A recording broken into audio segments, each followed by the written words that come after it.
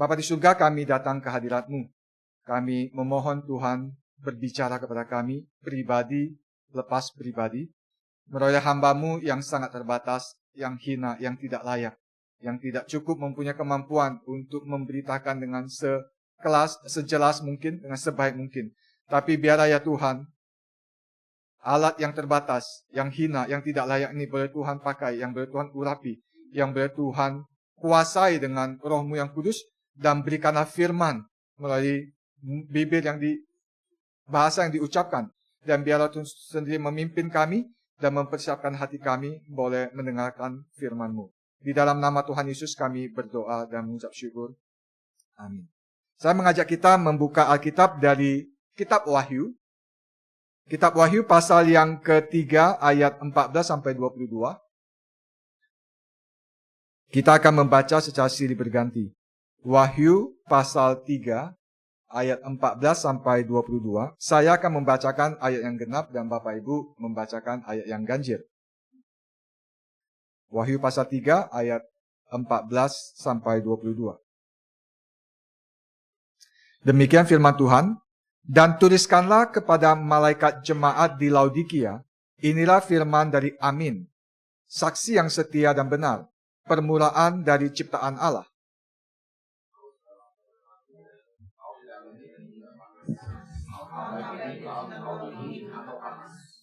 Jadi karena engkau suam-suam kuku dan tidak dingin atau panas, aku akan memuntahkan engkau dari mulutku.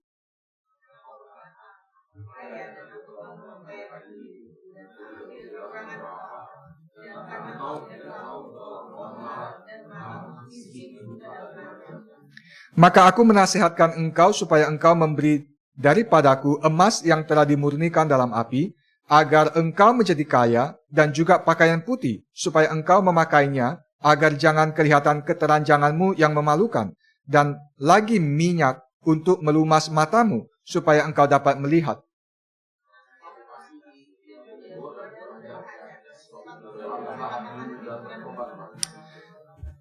Lihat, aku berdiri di muka pintu dan mengetok. Jikalau ada orang yang mendengar suaraku dan membukakan pintu, aku akan masuk mendapatkannya dan aku makan bersama-sama dengan dia dan ia bersama-sama dengan aku.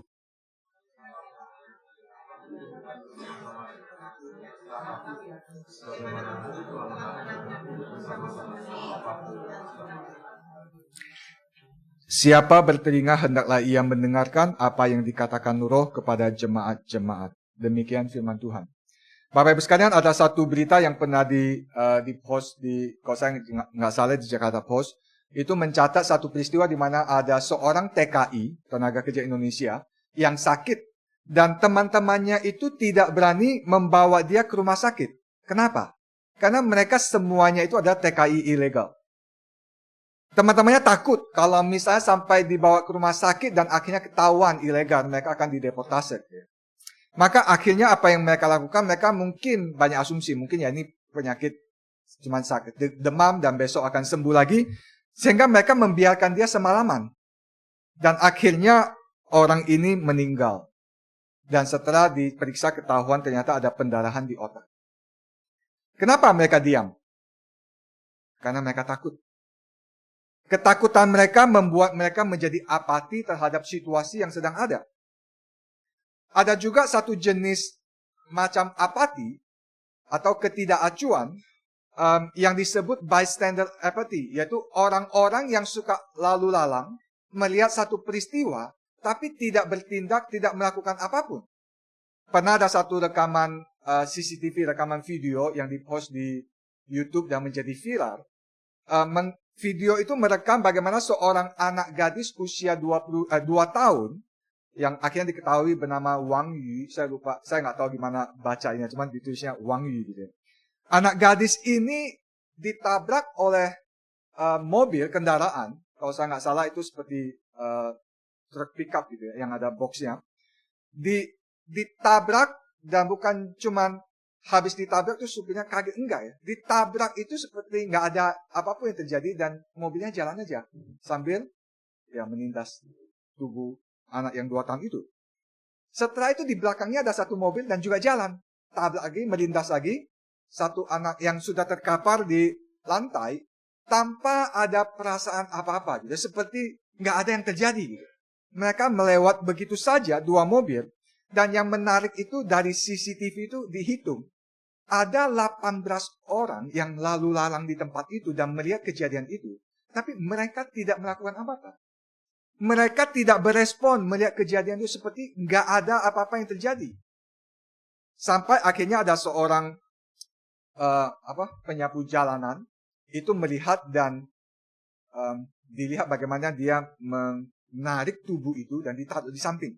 Dan akhirnya menelepon dan mencari bantuan dan akhirnya anak itu dibawa ke rumah sakit dan akhirnya meninggal. Pertanyaannya adalah, apa yang terjadi kepada 18 orang tersebut? Kenapa begitu banyak orang yang lewat dan melihat kejadian itu, tapi tidak melakukan apa-apa?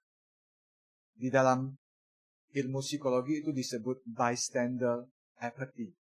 Keacuhan dari orang-orang yang lalu lalang, yang sama sekali tidak peduli, yang sama sekali tidak tergerak dengan apa yang terjadi. Dan kita mungkin sering alami, khususnya di Jakarta, kalau ada satu peristiwa, macet gitu ya. Kenapa macet? Karena semuanya penonton. Sehingga, tapi tidak ada tindakan gitu. Kegagalan orang untuk bertindak di dalam momen-momen kritis. Kenapa? Karena dia apati. Apa itu apati? Menurut kamus, gitu ya. Misalnya kamus bahasa Indonesia, kamus besar bahasa Indonesia gitu. Apati itu apa? Apati itu ketiadaan perasaan, ketiadaan gairah atau emosi atau minat, sikap tidak peduli, sikap masa bodoh. Itu apati. Orang-orang yang lewat begitu cuma cuek, apati, tidak peduli. Dia tidak peduli satu nyawa itu akan hilang hanya karena ya mungkin gak ada hubungan atau segala macam, atau terlalu tidak ada kepedulian di dalam masyarakat. Itu yang terjadi dalam kondisi kehidupan manusia dan masyarakat. Bagaimana dengan yang namanya apati rohani? Bagaimana dengan yang namanya ketidakpedulian terhadap kerohanian? Itu jauh lebih menakutkan. Maka di salah satu surat yang Tuhan Yesus minta Yohanes tulis kepada ke-7 gereja di Asia Kecil waktu itu sekarang di Turki ya. Dan salah satunya kepada gereja di Laodikia. Kalau kita melihat pola bagaimana surat-surat itu ditulis kepada ke-7 jemaat, itu ada polanya. Polanya seperti pertama dimulai dengan salam. Ya kita shalom gitu. Hai, apa kabar gitu. Dengan salam. Setelah dengan salam itu biasa diikuti dengan pujian. Ini teknik yang luar biasa ya. Bagaimana kabarmu, terus memuji-muji. Dipuji engkau baik, engkau rajin, dan sebagainya. Setelah itu baru mulai masuk teguran.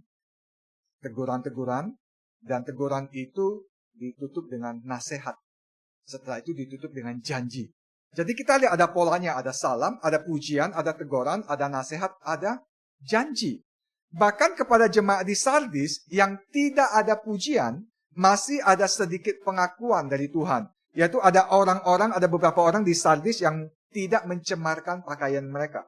Itu bahasa gambaran yang tidak mencemarkan hidup mereka. Dan mereka tetap berjalan mengikuti Tuhan. Itu yang paling minimum. Tapi bagaimana dengan Laodikia? Tidak ada pujian, tetapi langsung teguran.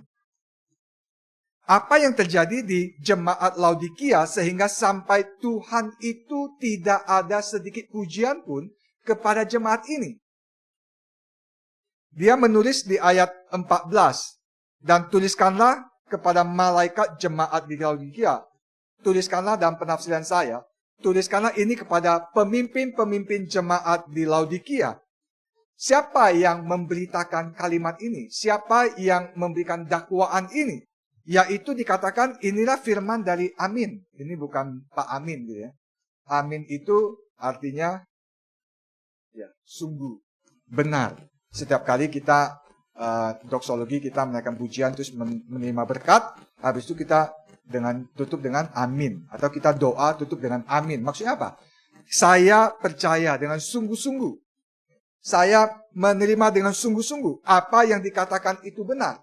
Maka Tuhan Yesus mulai dengan satu pernyataan. Apa yang akan dia ucapkan kepada jemaat Laodikia itu adalah benar. Itu bukan sesuatu bias yang Tuhan Yesus katakan, tapi sesuatu yang benar dan mereka harus terima itu sebagai satu kebenaran. Dia adalah saksi yang benar. Dan yang dia akan katakan itu adalah benar. Apa yang dia katakan? Apa yang dia nyatakan mengenai kondisi di jemaat Laodikia? Bagaimana evaluasi Tuhan Yesus terhadap jemaat tersebut? Misalnya jika Bapak Ibu tanya kepada pacarmu atau istrimu, suamimu, atau anak-anakmu, terus kita tanya, menurut kamu bagaimana saya ini? Terus dijawab, wah engkau ayah yang luar biasa, kita langsung lega. Engkau ibu yang bijaksana, engkau pacarku yang paling pengertian, misalnya. Kita suka gitu, senang. Engkau adalah pendeta yang paling mengenal saya. Wah, saya langsung berbunga-bunga hatinya. Tapi bagaimana kalau jawabnya begini? Waktu aku melihat kamu, aku memuntah. Bayangkan kalau pacarmu mengatakan itu. Mungkin hari ini, that's it, final gitu ya. Jangan lagi telepon saya, jangan lagi WA saya. Bagaimana kalau anak kita mengatakan gitu? Bagaimana jika suami atau istri kita mengatakan gitu? Waktu aku melihat engkau, aku memuntah. Itu yang Tuhan Yesus katakan kepada jemaat Laodikia. Dia mengatakan, aku tahu segala pekerjaanmu. Aku tahu yang engkau lakukan, engkau tidak dingin dan tidak panas. Terus di ayat yang ke-16, aku akan memuntahkan engkau dari mulutku. Kenapa kalimat yang begitu keras yang Tuhan Yesus ucapkan kepada jemaat Laodikia? Emang mereka salah apa sih? Kenapa dikatakan engkau tidak dingin atau engkau tidak panas? Kita harus tahu latar belakang kota Laodikia, ya, di mana jemaat itu berada. Laodikia itu satu kota yang tumbuh dengan makmur di bawah pemerintahan Romawi. Ada beberapa aspek yang sangat penting di dalam kota Laodikia. Pertama, mengenai perbankan. Mereka mempunyai aset perbankan yang sangat-sangat penting. Bahkan penulis klasik lama bernama Cicero itu mengatakan dalam kreditnya mengenai kekayaan yang dimiliki oleh kota Laodikia. Laodikia juga menjadi pusat sekolah kedokteran, khususnya yang berkaitan dengan mata.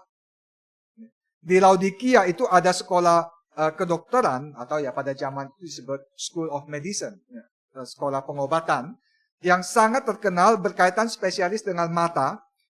Ada yang mengatakan bahwa bahkan di dalam apa yang dihasilkan oleh kota Laodikia itu ada satu salep yang khusus untuk bisa menyembuhkan mata orang kalau dioleskan. Gitu. Tapi juga Laodikia terkenal dengan tekstil. Ada penulis yang mengatakan Laodikia itu menghasilkan satu jenis tekstil itu yang sangat-sangat luar biasa. Dikatakan itu warna bahan kain yang dibikin wool gitu, itu punya warna hitam seperti burung gagak. Pakai burung gagak. Burung gagak itu punya hitam itu spesial. Hitam yang begitu unik. Itu dihasilkan di kota Laodikia. Tapi Laodikia sebagai satu kota ada permasalahan. Permasalahannya apa? Laodikia itu terletak di antara kota Kolose dan kota Hierapolis. Kalau kita lihat peta di 7 gereja tersebut, ada kota Hierapolis, ada kota Kolose. Kita ada surat Paulus kepada jemaat di Kolose. Kan? Kota Hierapolis itu terkenal dengan apa? Terkenal dengan hot spring. Sumber mata air panas. Kota Laodikia itu terkenal dengan air yang dingin, air yang sejuk. Apa uniknya kedua jenis air ini? Hot spring itu bisa dipakai untuk kesembuhan, pengobatan. Hot drink atau air yang dingin itu digambarkan sebagai pancaran mata air yang memberikan kehidupan, air yang bisa diminum dan menyegarkan jiwa. Maka kedua jenis ini sangat berguna, bisa buat kesembuhan tubuh, bisa juga buat minum, menyegarkan, dan memberikan kehidupan. Tapi apa yang terjadi di Laodikia? Laodikia tidak ada sumber mata air. Laodikia itu mendapat air dari kedua kota ini. Air yang panas mengalir ke Laodikia. Air yang dingin mengalir ke Laodikia dan bertemu dan menjadi tidak dingin, tidak panas. Ini para pencinta kopi. Orang yang suka minum kopi. Dia suka minum kopi misalnya espresso. Atau misalnya cappuccino atau piccolo. Kopi espresso, cappuccino, piccolo itu harus disajikan dengan panas. Atau hangat lah setidaknya gitu. Kalau sudah dingin itu nggak enak. Tapi ada juga satu jenis kopi yang disuka oleh orang. Yang namanya cold brew gitu. Yang suka minum cold brew itu yang minum kopi yang dingin. Tapi bagaimana jika kopi yang tidak dingin dan tidak panas? Dibuang gitu. Jangan diminum karena sudah tidak enak. Mau minum kopi, minum yang hangat, yang panas, atau yang dingin, cold brew. Kira-kira ibaratnya seperti Tuhan Yesus mengatakan, engkau itu tidak dingin, engkau juga tidak panas, engkau suam-suam kuku. Maka orang yang mencoba meminum air yang dari Hierapolis dan Laodikia, yang sudah kecampur dan suam-suam kuku, itu nggak tahu kenapa ada satu nuansa yang tidak baik. Waktu mereka, ada penelitian mengatakan, waktu mereka meminum air itu seakan-akan membuat satu perasaan enak dan mau muntah. Maka kita tahu Tuhan Yesus sedang memakai realita yang terjadi dalam kehidupan sehari-hari untuk menggambarkan kondisi spiritualitas yang ada pada gereja jemaat di Laodikia. Dikatakan engkau tidak panas, maka engkau tidak berguna. Engkau juga tidak dingin, maka engkau juga tidak berguna. Tak kala orang melihat engkau dan mencicipi hidupmu, orang itu memuntah. Maka Tuhan Yesus mengatakan kalimat yang sangat keras bagi jemaat tersebut. Karena engkau tidak panas, atau engkau tidak dingin, maka aku akan memuntahkan engkau dari mulutku. Ini kalimat yang sangat keras Bapak Ibu sekalian. Pertanyaannya apa yang terjadi di sini? Kenapa tidak panas? Kenapa tidak dingin? Karena apati rohani. Karena ketidakpedulian dengan kehidupan rohani, tidak peduli dengan kehidupan jemaat dan sebagainya. Ada sesuatu yang hilang di jemaat ini. Apa yang hilang? Apa yang membuat seseorang itu sampai apati? Ada beberapa faktor, tapi kalau kita melihat misalnya di ayat 19 ya, disebutkan, sebab itu relakanlah hatimu dan bertobatlah. Terjemahan Indonesia kehilangan nuansa itu. Kalau kita bandingkan dengan terjemahan Inggris, terjemahan Inggris mengatakan, therefore be zealous and repent. Oleh sebab itu, berzealous itu bukan cemburu. Berzealous itu bergairahlah. Bergairahlah dan bertobatlah. Kenapa bergairah berkaitan dengan bertobat? Karena mereka suam-suam kuku, karena mereka apati, mereka tidak peduli, mereka berasa kehidupan mereka baik-baik saja. Tapi Kristus mengatakan hidupmu itu tidak ada gunanya. Keberadaan jemaat di Laodikia itu tidak ada gunanya.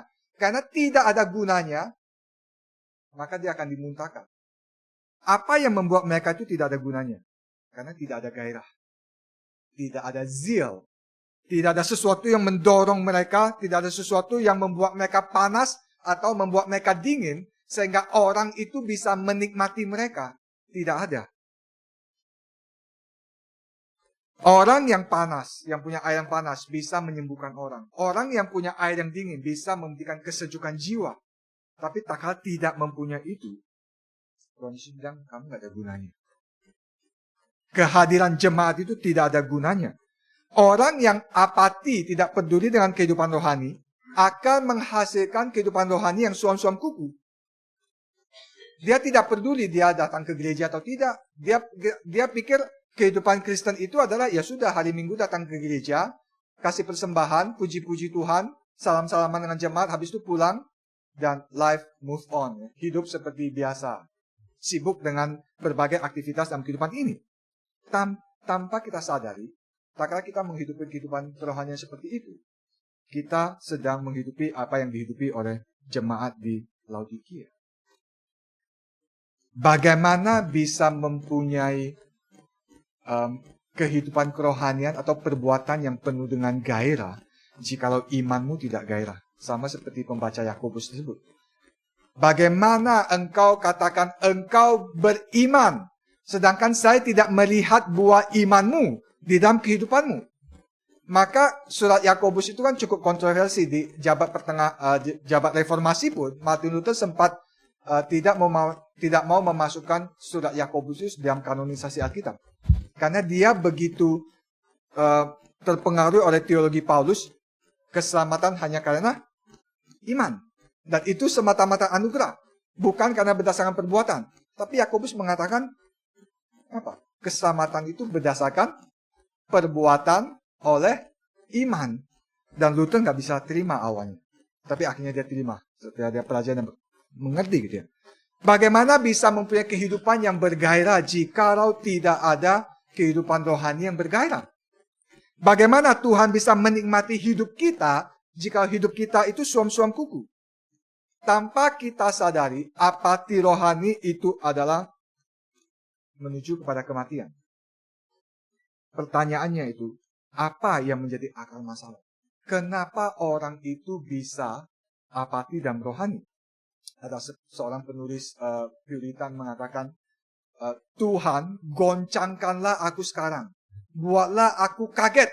Supaya nanti waktu aku bertemu dengan engkau muka dengan muka, aku tidak kaget. Maksudnya apa? Orang yang hidup di dalam kenyamanan sampai apati rohani, dia itu perlu digoncangkan. Dia perlu dibikin shock. Supaya dia sadar, supaya nanti waktu ketemu dengan Tuhan, dia jangan sampai shock. Ternyata saya itu mau dimuntahkan oleh Tuhan. Maka kalimat yang Tuhan ucapkan itu bukan basa-basi. Kalimat yang Tuhan ucapkan itu tidak ada apa? Yaitu tidak ada pujian. Dia langsung to the point. Kenapa? Karena ini penyakit yang mematikan. Apa penyebabnya? Kita bisa lihat di ayat 17 gitu ya. Tuhan Yesus mengatakan, karena kamu bilang aku kaya. Kamu bilang aku telah memperkaya diriku. Aku tidak kekurangan apa-apa. Dan karena engkau tidak tahu bahwa engkau melarat, engkau malang, engkau miskin, engkau buta, engkau telanjang. Ada beberapa aspek yang kita bisa renungkan. Yang pertama adalah, saya sebut dengan istilah complacency. Apa itu complacency? Dulu waktu masih tinggal di Singapura, ada satu masa di mana Singapura itu seringkali terjadi kriminal. Kriminal di mana ada berita-berita orang naik lift ke apartemennya, terus di lift itu ditodong, atau dilecehkan dan sebagainya. Dan itu cukup sering terjadi pada satu masa, dan akhirnya waktu itu Perdana Menterinya Lee Kuan Yew itu berbicara di TV, di media massa. Dia mengatakan, hai orang Singapura, jangan complacent. Maksudnya apa? Complacent itu ada satu keadaan di mana kita selama ini itu hidup di dalam keamanan, hidup dalam kenyamanan, hidup dalam kedamaian, semuanya lancar, semuanya baik, dan kita pikir bahwa itu akan selama-lamanya baik dan lancar dan damai. Maka Perdana Menteri Lee Kuan Yew mengatakan, hai orang Singapura, jangan complacent. Hanya karena engkau menganggap Singapura itu aman, Singapura itu bersih, Singapura itu damai, itu akan terjadi terus-menerus. Tak kala kau hidup di dalam sikap complacent, engkau tidak siap tak kala ada sesuatu yang buruk yang terjadi. Engkau tidak lagi menjaga keamanan dalam lingkungan hidupmu. Engkau tidak lagi punya mata yang peka terhadap krisis yang akan terjadi. Maka hal yang sama yang Tuhan Yesus ucapkan kepada jemaat di Laodikia. Engkau complacent. Engkau katakan saya kaya. Engkau katakan saya nyaman. Engkau katakan saya damai. Engkau katakan hidup kami baik-baik saja. Tapi Tuhan Yesus mengatakan sebenarnya engkau salah menilai. Engkau sedang salah menilai. Kenapa seseorang bisa complacent? Seseorang bisa punya sikap seperti itu? Ya karena dia hidupnya nyaman. Dia hidupnya baik. Dia hidupnya lancar. Dia hidupnya seperti seluruh dunia itu seperti surga saat ini. Orang yang hidup di Timur Tengah, di Gaza, di Israel, gak ada yang bisa complacent. Orang yang sedang melakukan pesta di pantai pada 7 Oktober, tahukah mereka beberapa detik lagi akan ada penyerangan? Nggak tahu. Ada banyak konspirasi teori kan. Kok bisa kecanggihan intelligence Israel itu nggak tahu kalau akan ada penyerangan. Kita tidak membahas politik ya. Tapi manusia itu sering kali menghidup di dalam kehidupan yang membuat mereka itu nyaman, complacent. Mereka tidak peka terhadap bahaya yang terjadi. Mereka tidak peka kalau kerohanian mereka sedang merosot. Atau mereka tidak peduli. Karena dia pikir, ya saya masih bisa makan dengan nyenyak, tidur dengan nyenyak, makan baik. Anak-anak saya baik-baik, bisa sekolah di Jakarta, atau di luar negeri, atau dimanapun juga. Tidak ada yang sakit, tidak ada yang brengsek, tidak ada yang ikut kejahatan dan sebagainya. Semuanya baik-baik saja. Atau ada yang pikir, saya setahun nggak ke gereja juga aman-aman kok. Bisnis tetap lancar. Nggak ada yang perlu saya khawatirkan dan takutkan. Orang yang apati adalah orang yang kehilangan sense of urgency. Bahwa dia sedang di dalam krisis. Yang kedua, kenapa orang bisa apati? Karena dia berasa dia cukup. Kan dikatakan, aku kaya. Dan aku telah memperkaya diriku. Dan aku tidak kekurangan apa-apa. Satu perasaan yang self-sufficient, yaitu saya tidak butuh apa-apa. Saya berlimpah. Saya tidak sakit. Saya tidak miskin. Saya tidak jatuh ke dalam dosa-dosa yang katanya dosa-dosa maut tersebut. Dan sebagainya. Hidup saya baik-baik saja. Hidup saya aman-aman saja. Tidak doa sebulan pun. Tidak ada hal yang negatif yang terjadi. Tidak ke gereja setahun pun, baik-baik saja. Malah justru pengurus yang sibuk telepon saya, kasih WA, dan ajak ke gereja. Ngapain ke gereja? Lebih baik saya menggunakan waktu saya dengan maksimal. Itu orang yang ternyata, ya orang yang merasa dia hidupnya fine. Kadang-kadang saya waktu diminta jemaat untuk menginjili saudaranya atau keluarganya, atau bahkan termasuk keluarga saya sendiri. Kenapa susah menginjili orang? Karena dia bilang hidupnya baik-baik saja. Saya pernah mengunjungi seorang bapak yang sedang sakit di rumah sakit. Nah, saya tidak kenal karena kami pelayanan ke rumah sakit. Terus saya mau doakan dia. Baik-baik, silakan doakan. Hidup saya tetap baik kok. Ya ini sakit seperti biasalah, nanti juga sembuh. Yang mau doakan Kristen, yang mau doakan Buddha, yang mau doakan Islam juga fine gitu ya. Orang ini tidak tahu hidup dalam krisis gitu. Kenapa susah menginjil? Karena dia berasa dia hidupnya fine. Saya pernah mendoakan tidak langsung di depan orang, tidak juga kepada saudara saya gitu. Saya bilang Tuhan bawa krisis dalam hidupnya. Kalau seseorang itu tidak mengerti krisis, kalau seseorang itu selalu berkeras hati menolak Tuhan waktu dia berkali-kali diinjili, Tuhan kalau mencintai orang itu, Tuhan bisa memakai sarana yang lebih keras untuk akhirnya membuat dia bertobat. Maka tidak salah doakan Tuhan bawa krisis dalam hidupnya. Kenapa? Supaya nyawanya diselamatkan, supaya dia tidak hidup di dalam penipuan kalau hidupnya tuh fine-fine saja. Salah satu yang saya rasa kenapa papa saya akhirnya kayak give up dan mulai memikirkan kekristenan itu, ya karena hidupnya itu penuh ups and down. Dia sebentar kayak dapat bisnis bagus, sebentar drop, sebentar ada. Tapi ini orang unik ya, ini orang nggak ada kerjaan. Saya lagi ngomong papa saya. Dia bisa punya pekerjaan, nanti kerja sudah 5 tahun, ternyata ada masalah dan dia akhirnya mengundurkan diri karena dia tidak mau terlibat dalam konflik itu. Ya akhirnya dia harus cari kerja lagi. Terus dia dapat lagi, dia selalu punya akal untuk mendapatkan kerja lah, atau proyek atau apapun juga. Tapi dia nggak pernah, bagi dia nggak pernah dalam kondisi yang katanya kayaknya cukup dan membuat dia tenang. Enggak ada. Tapi saya bilang justru itulah yang membuat dia itu tidak berharap kepada uang. Itulah yang membuat dia tidak bisa terjebak ke dalam kalau menyembah Buddha atau menyembah ini, banyak rajin beragama, akhirnya diberkati, enggak. Itulah yang saya pikir membuat dia pelan-pelan terbuka. Bukan lagi menilai agama itu berdasarkan berkat apa yang dia terima. Orang yang hidup dalam perasaan self-sufficient itu sangat-sangat bahaya. Gereja, kekristenan itu tidak pernah hancur karena adanya penganiayaan. Nggak pernah. Gereja orang Kristen tak kalah dianiaya itu semakin berkembang, semakin bertumbuh. Tapi tak kalah gereja itu sudah nyaman, sudah enak, sudah tidak berkekurangan, budget di gereja itu cukup atau bahkan berkelimpahan, di saat itulah gereja itu di dalam bahaya. Gereja tidak pernah dihancurkan oleh ajaran sesat. Gereja tidak pernah dihancurkan oleh penganiayaan.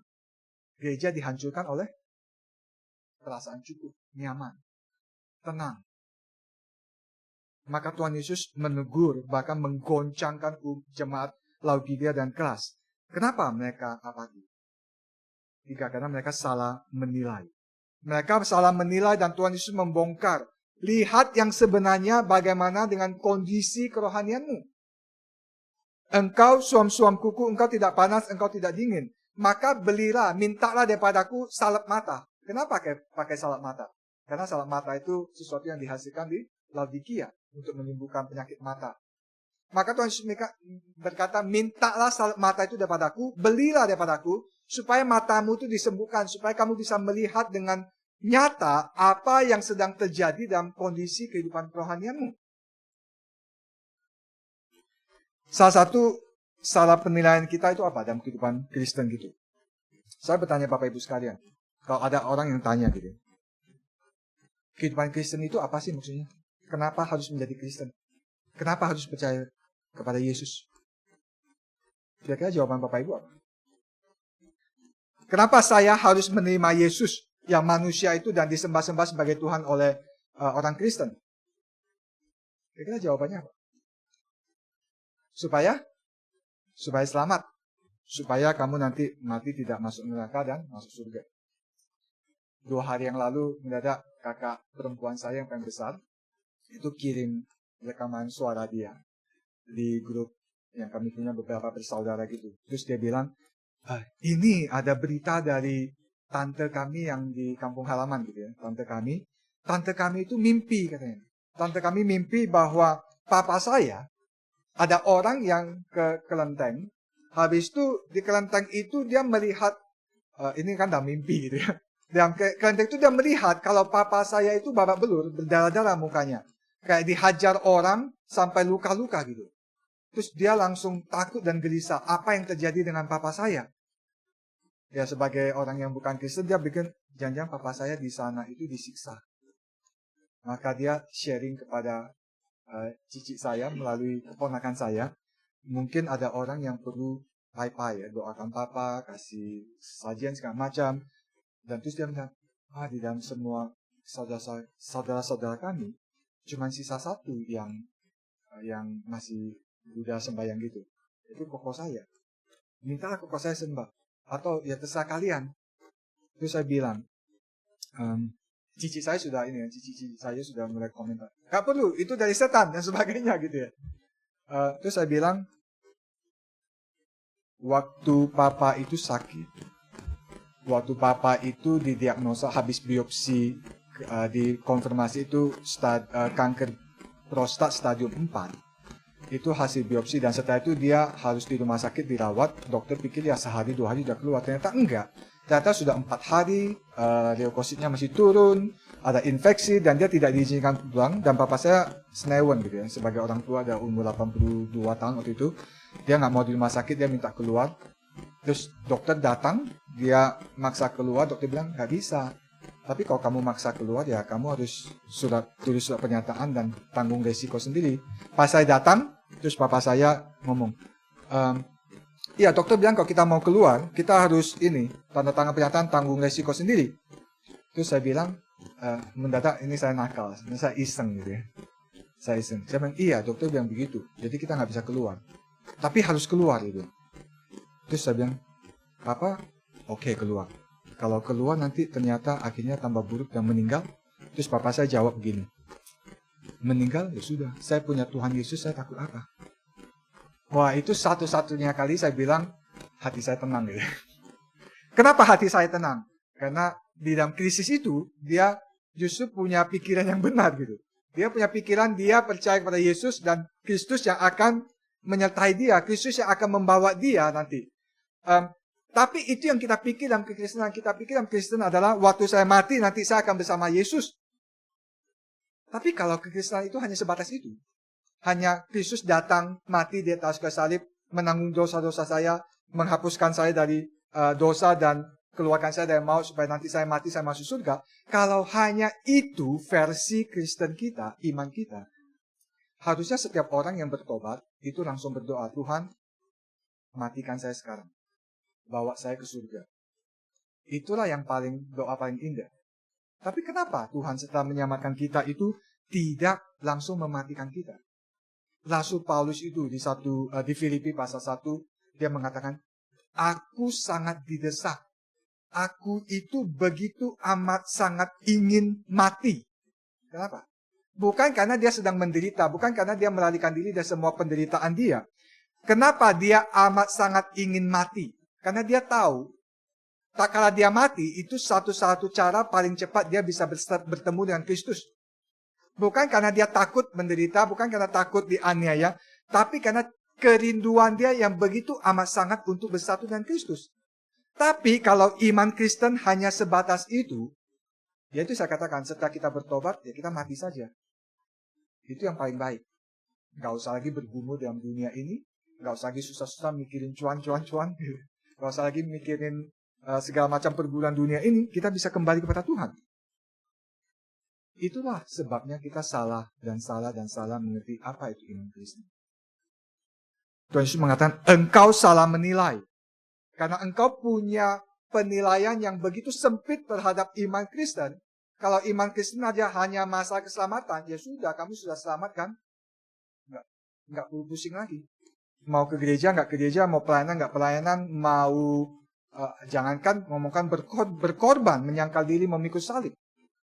Yang ada adalah kita sibukkan hidup kita dengan berbagai macam hal-hal yang membuat hidup kita itu semakin nyaman. Dan kita gagal menjadi orang Kristen yang semestinya. Karena salah persepsi, salah mengerti. Dan itu juga akhirnya membuat kita tidak mempunyai selera rohani. Kita tidak mempunyai gairah untuk bertumbuh dalam firman Tuhan. Kita tidak mempunyai gairah untuk menginjili. Kita tidak mempunyai kepedulian untuk membuat kita semakin matang. Coba bayangin, hidup manusia itu.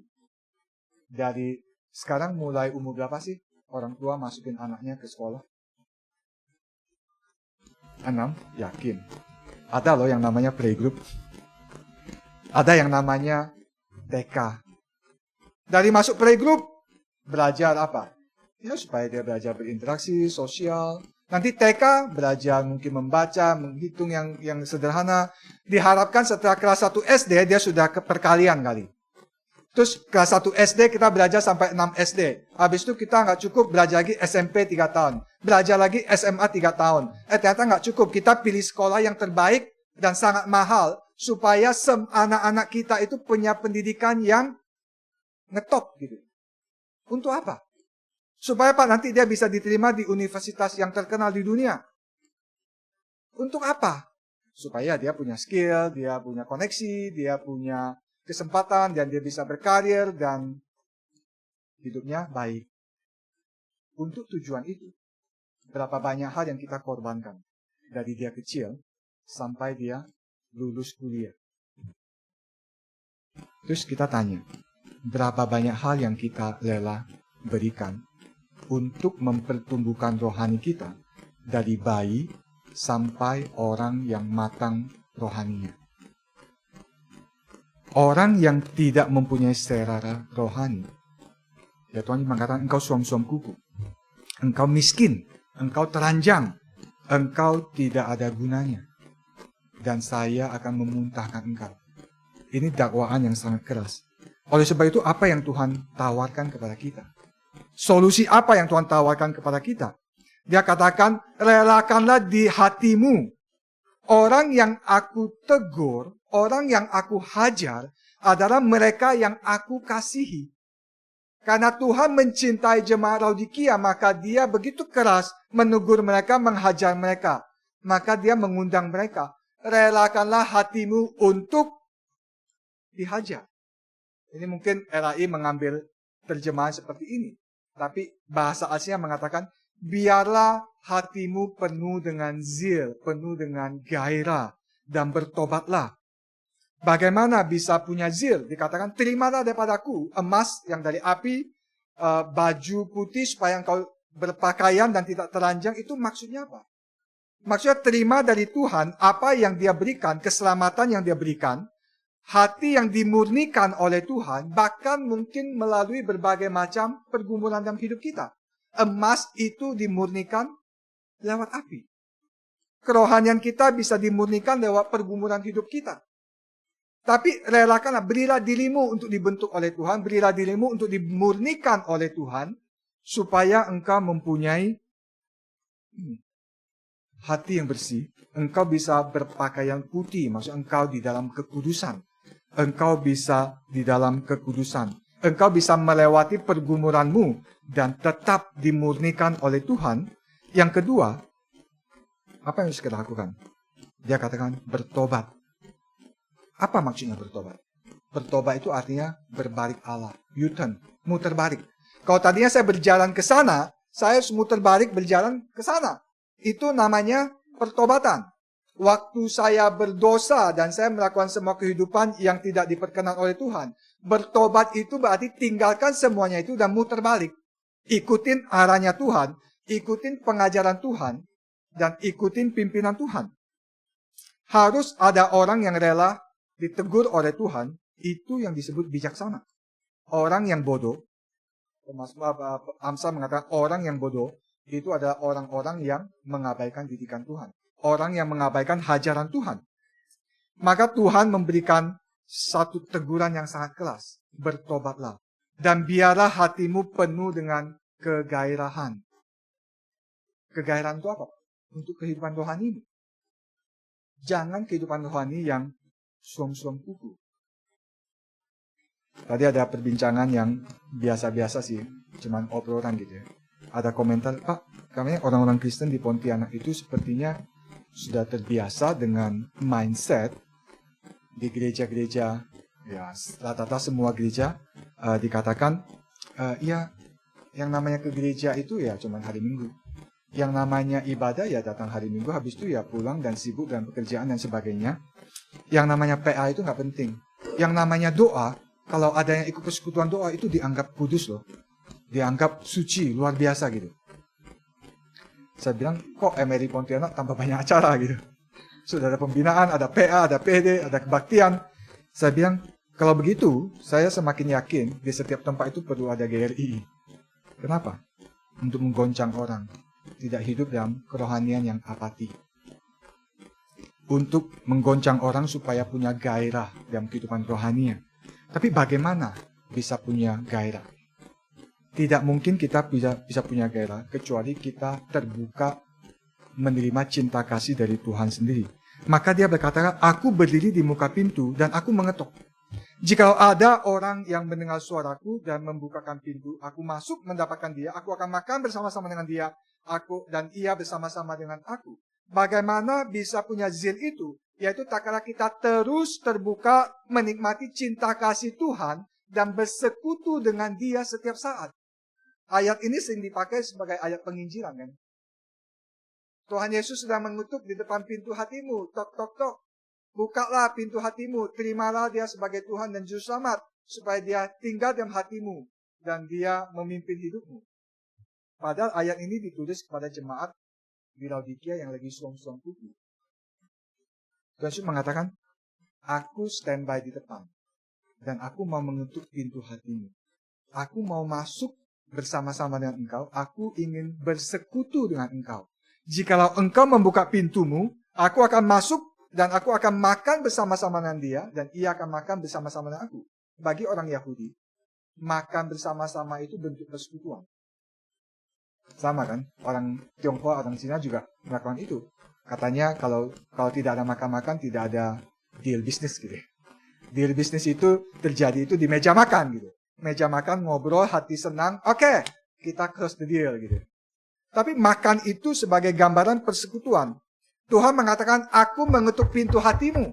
Kenapa mengetuk? Supaya engkau bangun, supaya engkau sadar dari apati rohanimu supaya engkau terbakar oleh cinta kasihmu dan engkau membuka pintu dan engkau bersekutu bersama-sama dengan aku.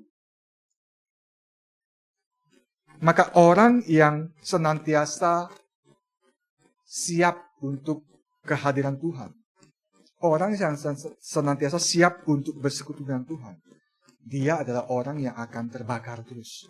Dia orang yang akan punya zeal. Dia orang yang akan peka terhadap kondisi rohaninya.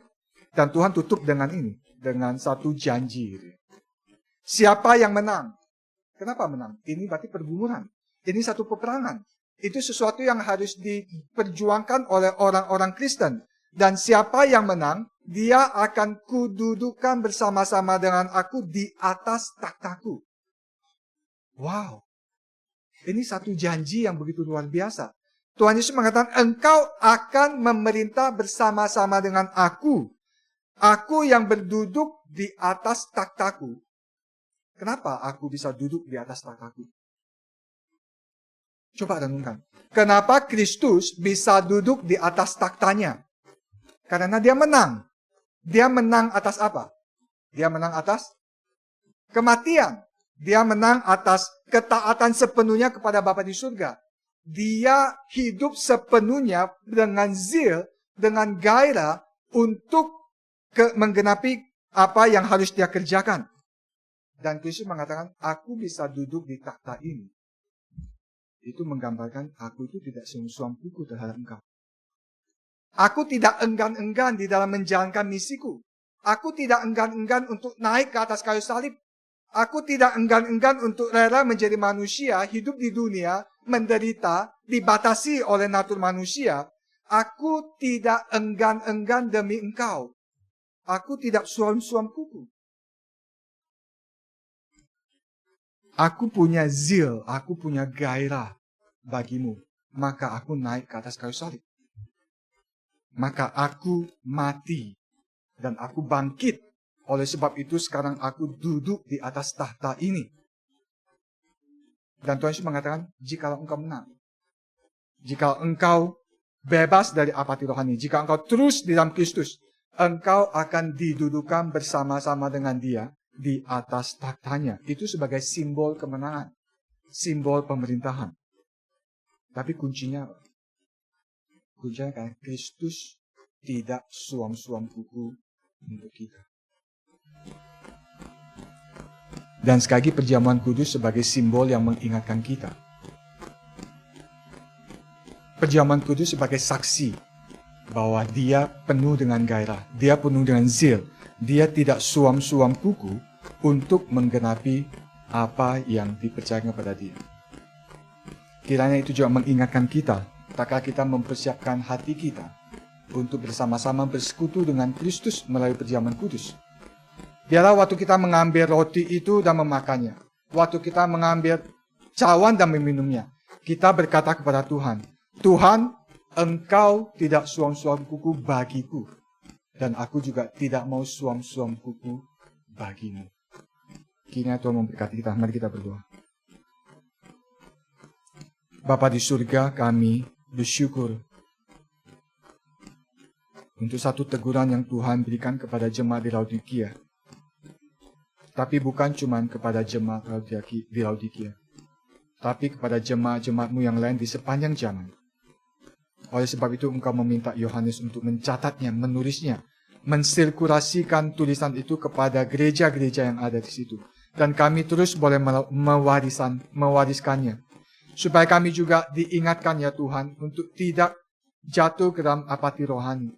Untuk tidak menjadi suam-suam kuku. Untuk tidak menjadi orang yang jika Tuhan lihat seperti mau memuntahkan kami keluar. Biar ya Tuhan, Engkau menghangatkan hati kami dengan cinta-Mu. Biarlah Engkau membawa kami peka bahaya-bahaya yang ada dalam hidup kami. Baik itu kompresen, baik itu satu kepikiran, satu perasaan kami sudah cukup dalam hidup kami. Bahkan satu ketidakmampuan melihat kegagalan dan kesalahpengertian kami. Tolonglah kami ya Tuhan. Cerikan mata kami. Oleskan salap untuk mata kami. Sehingga mata kami boleh dibukakan melihat realita kehidupan kami, kehidupan kerohanian kami. Sehingga kami menjadi umat Tuhan yang panas atau yang dingin, yang bisa membawakan efek penyembuhan, yang bisa membawakan efek penyegaran jiwa. Dan biar Tuhan sendiri yang berkata, "Barang siapa yang menang, ia akan kududukan bersama-sama dengan aku di atas takhtaku."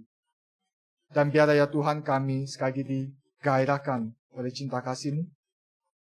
Maka kami diundang untuk bersekutu dengan Engkau melalui perjamuan kudus.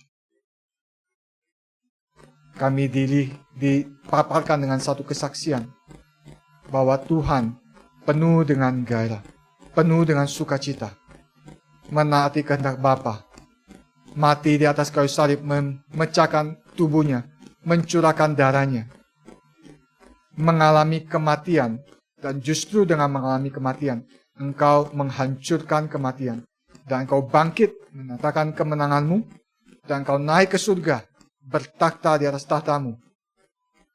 Oleh sebab itu Tuhan, tak kala kami mengambil roti dan memakannya, tak kala kami mengambil anggur dan meminumnya, kami berjanji ya Tuhan, kami ingin hidup penuh dengan gairah bagi Tuhan.